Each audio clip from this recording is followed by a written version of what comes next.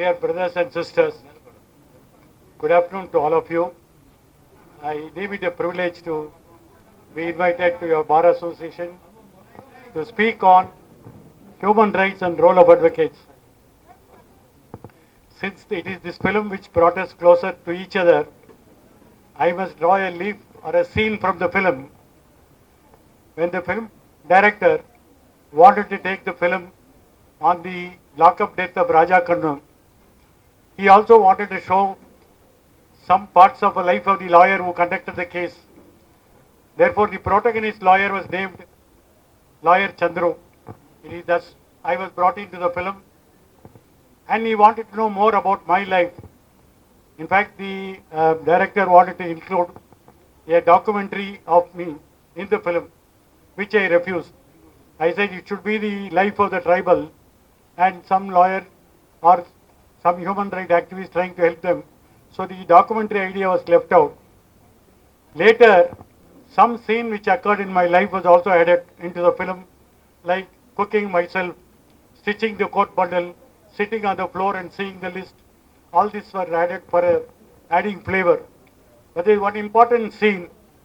That's why when I see the scene, your office bearers told that I will be your role model. After seeing the scene, I don't think whether you will accept me as a role model, because 25 years ago, I was expelled from the Advocates Association. I was an office bearer of the Advocate Association. I was an elected member of the Bar Council. But then, after several years, the bar said, we don't want you. That is shown in the film also. The protagonist lawyer will be participating in a strike, and there will be barricades, police barricades will be there. And when the tribal people case comes up, he used to jump over the barricade and go and attend the court. While attending the court, he will have a white band. Why there is a white band? You must know one thing. There are two things you have forgotten. One is every gown of the lawyer in the United Kingdom, there will be a small pouch with a small mouth on that. Whenever any client engages a lawyer, the lawyer will not see how much money is paid to the lawyer. The coin will be inserted in the packet. Even now some tailors will stitch that pouch like our appendix in our body, which can be removed. Many don't want that pouch. Many want only cash. In fact, when photographers take pictures, everybody will say cheese to show their teeth. For lawyers, they always say fees. You can see the teeth of the lawyer. I am not denigrating. When the profession started, the idea was the lawyer should not go by the fees. He has to argue the case on behalf of the client, and the fees is immaterial. Whatever the client can afford, you must receive. And he should not see what is the coin put in the pouch. And that is how the profession started. So when the second thing that is this was, when a lawyer wears a black coat and a black gown, how will he show the protest? If a bank employee, an insurance employee protests, he wears a black badge. But a lawyer cannot wear a black badge because in a black it will not be visible. Therefore the lawyers wear a white band. That is why when Surya steps, crosses the barricade and goes to the court, he wears a badge. The idea was, he is for the lawyer's demand, but he is not for the boycott.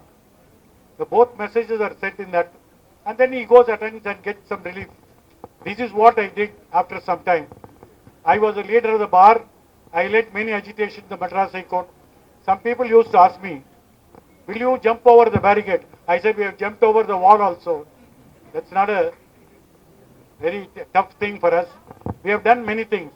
But at some point of time, I realized, if you want to defend the human rights of your client, you got to attend the court, notwithstanding there is a boycott.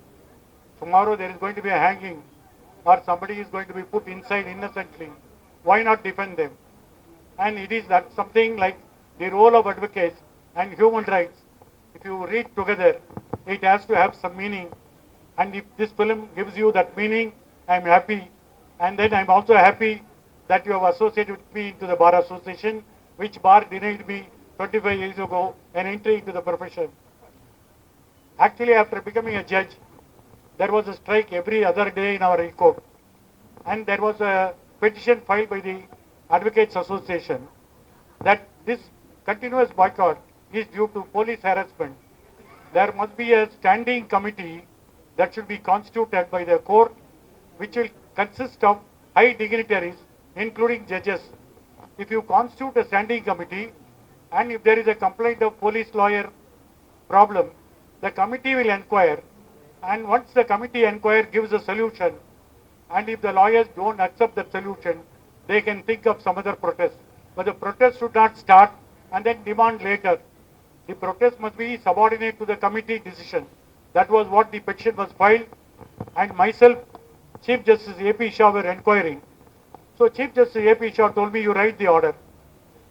I traced all the strikes that took place in the High Court. It's a reported judgment, which you can see in 2007, all labor reports, you can see the judgment.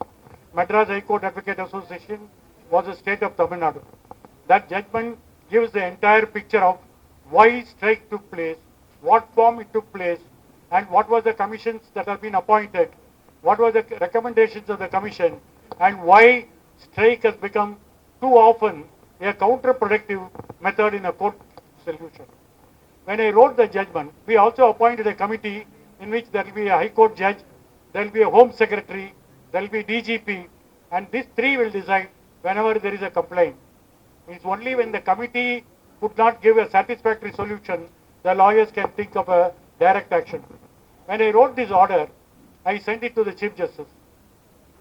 Chief Justice read the order and asked me privately, brother, how did you know all these details so beautifully you have drafted? I said, I am the author of the strike. I also told him, this judgment is a reparation for all the sins that I have committed. I am not ashamed to say that I find that direction of the action lawyers often indulges in more detention, more overstay in prison by the accused, and there must be some kind of a rethinking on our right to protest. I am not saying we have no right to protest.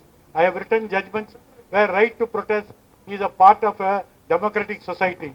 But when you say direct action, I can give you an example. There was a Nepalese communist leader who was arrested in Madras High Court, Madras Central Prison, some passport violation. And then some police came from Jalpaiguri with a transit warrant, and an inspector from North Calcutta came to Madras Central Jail to take this prisoner to Jalpaiguri for some case pending there. This transit warrant was produced before the jail, and jail officials were about to send him. The reason for his being taken was not because of that case. The reason was there was 50 lakhs on his head fixed by the Nepalese government. And this inspector wanted to shoot him on the middle and get that amount. When this news came from the central jail by some prisoners that he is going to be about to taken away, somebody said you should stop this. That day there was a strike. And this information came at 4 o'clock in the evening. High Court closes at 4:45. Now imagine if this leader, who's number 3 in the hierarchy in Nepal, if he is taken by an innocent police with a PT warrant, on the way to Jalpaiguri be shot dead, the inspector will get 50 lakhs, but we lose one big leader of a party. And then what is your role at that time as a lawyer? I decided that his life is important. Our demands are there, but his life is important. So I went to the court, mentioned to the judges that there is an urgent matter. There was a late sitting at 6 o'clock. I argued the matter with my robe fully on while 5,000 lawyers were on strike. I argued and got a stay of his transit. And the High Court passed an order until without the permission of the court, he cannot be transferred out of Madras. Finally, he was later on released after 3 years. He is now one of the big leaders in that party. That I am not sure whether he is a leader or a very cadre. That's not the issue. A precious life was saved. I was a renegade. I was a betrayer. You will see the lawyers shouting slogans against Surya. People also shout, you are a betrayer. I said, all right. For the sake of human rights, I am a betrayer. It's all right. That's it. So when I entered, when I was asked to give flowers to the portraits, I found Dr. Balagopal. I found K.G. Kannabaran. two of my most important friends in Andhra Pradesh. In 1980s, I went with Balagopal to meet the Chief Minister N.T. Rama Rao at that time to give a petition. There were increasing encounter deaths in Andhra Pradesh. The police had a special cell called Cobra, and they can shoot anybody and no action will be taken. It was increasing because to put down Naxalism. That was what they were saying. And then Rama Rao took our petition and said, I'll look into it, like any other Chief Minister would have said. But then what is looking into it? Many people ask me, after the Jai Bhim film, after the Jai Bhim case, did all these encounters come down? Did the lockup deaths have come down? I said it's wrong. It has increased. If as a lawyer I have conducted 15 encounter death cases, as a judge I have encountered 50 cases in my life. Therefore, what is increasing? Then people may ask me, what did you do then? But what the lesson I learned in this Raja Khanna case, I was able to use it effectively as a judge in the court. The difference is not the number of deaths have come down. The difference is our own efficiency rate. If in the Jai Bhim case it took 9 months for the tribal woman to get compensation, in my court it will take only 3 weeks. No adjournment.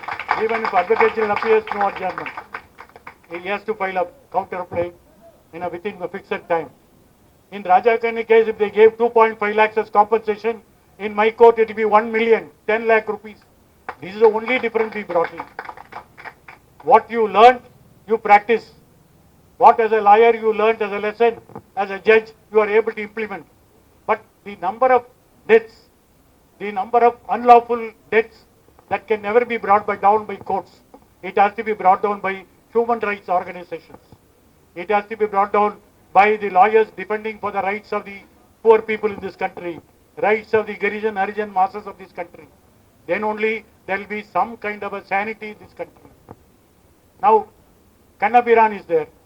Kannabiran and myself started in civil liberty work around the same time.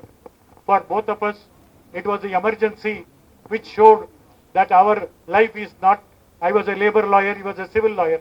He came from Madras High Court. He was basically a civil lawyer. How did he become a civil rights lawyer? How did I become from labor lawyer to a criminal lawyer? It is all because of what the country was showing at that time. During emergency, people were detained without trial in the notorious Misa. And then can you go to court? If it is Chinnappa Reddy, you can go to court. If it is Jeevan Reddy, you can go to court. If it is ADM Jabalpur, you can't go to court at all. Because fundamental rights were suspended. And the Supreme Court, it's a blot on the history of the judiciary. There is a black history in our judiciary that ADM Jabalpur shamelessly wrote, if fundamental rights are suspended, nobody can come to court. This is notwithstanding the fact that the high courts have got power more than the Supreme Court for any other purpose. A question was asked in the Supreme Court from the Attorney General. One judge innocently asked the Attorney General, suppose a man is shot dead wrongly, can he not come to court? Attorney General said, I am sorry, he can't. That is a case that we had, ADM Jabalpur case, which is the blackest history of our High Court, of the Supreme Court. Now, thanks in the Aadhaar case, they said that is wrongly decided. All right. Justice Ganguly said, we are apologizing for the people of this country because the Supreme Court committed a gravest mistake that people cannot come to court. People can come to court. But how will they come to court? The lawyers fee, the lawyers help, or the lawyers are trained to help people, or the lawyers are only to make money? This is another question. Myself and Kannabiran, we had a fact-finding team in North Arcot district in Tamil Nadu. The fact-finding was that the youth of this country were shot dead by the police without an inquiry. Every inspector has become a judge. Every police station has become a court. And therefore there is a death sentence is the only order of the day. We want to inquire what is happening in North Arcot district. When we went to Tirupattur, along with some journalists, some college professor, a team of 12 people, we went to a lodge to put our baggage. After half an hour, the police in mufti, not wearing uniform, entered the lodge, threw our bag outside in the road. We were driven out. In our own country, two lawyers who have some standing in the High Court were driven out of the Tirupattur town. This is what happens. First thing is to ascertain the fact, which is very difficult to get because there are other forces which can hide the facts. Number two, this gave us an important issue that we should keep our eyes and ears closer to the earth so that we'll get the facts, so that the victims will come back to us, so that we can appear in the courts. We did not say that this system has to go lock, style and barrel. We did not say that law will become an illusion. It's a maya. We said as long as there are courts in this country, as long as there are written laws in this country, we should try to make use of the court. And law is a weapon. In fact, one of the dialogue in this film says, law is a weapon to get results for the people from the courts. And then some people will say, what court can do? If somebody is asking you a glass of water, I feel thirsty. Will you not give him a glass? Will you say Nagarjuna Sagar has to come? The river dispute has to be solved. Will you say that, or will you give them a glass of water? I know coming to court is only a first aid. The surgeries can be done later. How many people can be saved by first aid? You ask any doctor, he will say some few help can save the body, can save the life. And that is what the role of the court. And this is what myself and Kannabiran, whose 75th year is being celebrated, were doing all these years. We were able to get some relief from this court. And that is also important. That is what this story was also saying. Suppose you don't give help. Now this Jai Bhim has raised the hope of people so much. Last week, there was a family from Anantapur, landed in my house. They don't know where is Madras. They have no money to come. They came, took a train. The whole family, a mother, son, her father and mother, 4 people. And then they landed in Central Station in Madras. How to find this lawyer Chandru's house? They don't know. What they did was, they cut a frame from the film. Surya wearing a lawyer dress. That picture they were having. They went to the auto stand and said, we want to go to this lawyer's house. And the auto drivers did not know Telugu. Fortunately, one driver knew and they called him. His family showed the photograph. We want to see this lawyer. And then the auto driver took them and went round and round. After 3 hours, they located my house. They were looking for Surya as a lawyer, not Chandru as a lawyer. But they landed in my house. I asked with great difficulty, I asked that lady, why did you come here all this way, about 800 kilometers? She said, my husband has taken a second woman. He has driven me out with my son. When I go to police station, they are not registering a case. And therefore, we want to consult a lawyer. I said, in Anantapur, there are 1,000 lawyers. Why did you come all the way? He said, we saw the film. We thought lawyer Chandru will help us. This is, I am saying not with great heart, I am saying this with irony. I told that lady that Andhra Pradesh High Court has been separated from Madras High Court in 1953. Whatever relief you want to go, you must go to Vijayawada and not here. Then she said, I don't have money. I told her I'll give a letter, some to a lawyer, he will help you. But then we paid some money and she went home. I am telling this story only because people see the real. And then they think that real hero is everything. That is how cinema stars come to politics. Become chief ministers also sometimes. Whether it's Tamil Nadu, Andhra Pradesh. But then who can solve the problem of that lady? If every bar association has a human rights cell, I am glad that Bazavada Association has a cell like that. Why should people travel all the way from Anantapur to Madras? They should be able to solve the problem. Does the Bar Council rule, does the Advocates Act teach us this? It definitely teaches us. When I became a lawyer, I joined a firm called Rao and Reddy. It was started in 40s. At that time, Coastal Andhra, Rayalaseema, Tamil Nadu, North Canara districts were part of Madras Presidency. The founder of the firm, Mr. V.G. Rao, A.D. Venkata Reddy, Rao and Reddy, they were all trained barristers. They went to England to write ICS examination. They come from a rich family, but they didn't write IC examination. They became part of the Communist Party in Great Britain. But then to tell the parents they did some work, they became barristers and came back and started this firm. This firm which started in 40s, which was catering to thousands of people in the entire Madras Presidency. Our firm, I am proud to say, never charged any fee on human rights cases under any circumstances. They were well off. Not everybody is well off. Today, first generation students are becoming a lawyer. They need money to support themselves. But money is not everything. Now, in this firm, when it started its work, Constitution was not there. Only Government of India Act 1935 was there. They filed hundreds of habeas corpus cases. But when the Constitution came in 1950, the first two Constitution cases were filed by Mrs. Rao and Reddy. The first case was A.K. Gopalan versus State of Madras, reported in 50 AAR 187. Second case was V.G. Rao versus State of Madras. In A.K. Gopalan case, which was filed by Rao and Reddy, argued by M.K. Nambiar, father of Mr. A.K. Venugopal, the Attorney General. What was the issue raised? A.K. Gopalan was a communist leader, was detained in jail because Communist Party was banned. When the Constitution came, he read the Constitution and said, when I can move throughout the territory of India under Article 19(1), how is that by the district magistrate order you are confining me in the Madras Central Prison? Very important question. He was not a convict. He was not a prisoner. He was a detainee under the orders of a district collector. He asked a simple question. If Constitution permits me throughout the territory of India, how is that I am kept in Madras Central Jail? This was argued before the Madras High Court, later before the Supreme Court, unfortunately by a very narrow reading, because there was no precedent. M.K. Nambiar cited several American judgments to say that procedure established by law is not mere procedure, it's a due process. The law itself should be a valid law. But the court rejected the case.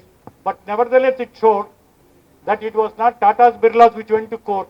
It was the poor people who went to court and said, give us the constitutional remedy. V.G. Rao was a leading barrister of the Madras High Court. His organization called People's Educational Society, which was a registered society, was declared unlawful. His bank account was frozen. He went to the court and said, under Article 19(1)(a), right to expression, right to form an association, if that is a fundamental right, how is that you are banning under 1908 Criminal Law Amendment Act, a British law, a pre-constitutional law? Under Article 13, every pre-constitutional law has to stand the test of the fundamental rights of the Constitution. Therefore, the second constitutional case was filed by Rao and he succeeded.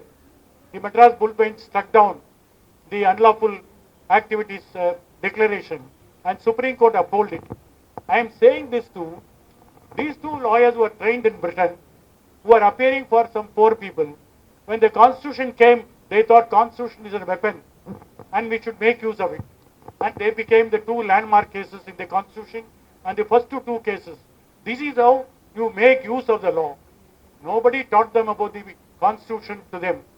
They were not studied Indian Constitution. But that Constitution became very important weapon. The second question that came, what do you charge from these people? They are appearing for Coastal Andhra people, South Canara people, Tamil Nadu people. How do you live? They were having civil cases, criminal cases. But they decided that if it comes to some public interest cases, they will not charge. Till today, that is the position. That is how the low role of a lawyer. What does the Bar Council rules say? In 1961, when the Advocates Act was enacted, the Bar Council framed its own regulation, the rules of practice for lawyers under section 49. One of the rules says, a lawyer shall fearlessly defend his client. What is fearlessly? Why should be a fear in a court? The fear need not come from outside. Fear can come from the judiciary itself. Today the Andhra government is feared of the Andhra Pradesh High Court. That's also fear. Fear need not be for a poor man. Even for a chief minister there can be fear. A enacted law can be withdrawn because the judiciary is biased, appear to be biased. They are not recusing themselves. And the government told, please step out from this case. That is fearlessness. Our office is the only office in Madras High Court which filed quo warranto against the judges. When Alagiri Swami was appointed, he did not have 1 day's practice in the High Court. Constitution says there must be 10-year practice. They said he is coming brought from back door. A writ petition was filed and the founder of Ravan Reddy became the petitioner. It was A. Ramachandran versus Alagiri Swami. A lawyer from Mafsal Bar was brought in to become a judge, Krishnaswamy Reddy. They filed a quo warranto. He doesn't have a High Court practice. The court decided differently. But what is important was, when you fight a judge, you are bound to lose. He may not give you discretionary relief. He may treat you like an untouchable. All that you will have to face.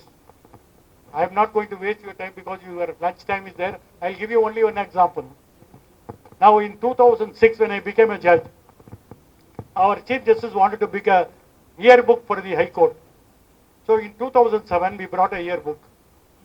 There are some history of the Madras High Court, some judges' history, and then several statistics about disposal, everything is there. One chapter he wanted to write on lawyers. He told me, Chandru, you write that chapter. Then before you write a chapter on lawyers, you must decide who is a lawyer.